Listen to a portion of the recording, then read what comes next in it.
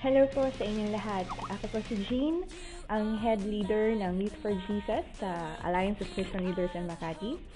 At kami po ay patuloy na sumusunod sa galaw ng Panginoon, and it's a joy to tell you that we are continuing to go to mission trips. We have been to, of course, Makati City, Cagayan de Oro, Bicol, and we're going this October sa Cotabato, and then by November sa CDO and Iligan City, and by December we are going to La Union. And there's just a lot of things that God is telling us to do, and it's all really for His glory.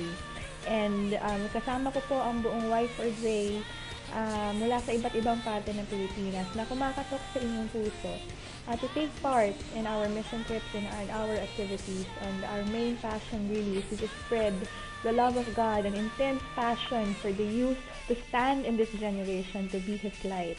So, sana po maasahan namin ang inyong tulong in any form, may it be your prayers, may it be funds and other resources, or if you want to take part of this event and be with us personally, come over and join us as we worship God and as we just boldly teach the Word of God.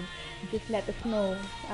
Our contact details is at the end of this video, and I hope po that we will work together to just establish God's kingdom and shine His light, trending pa rin po in God.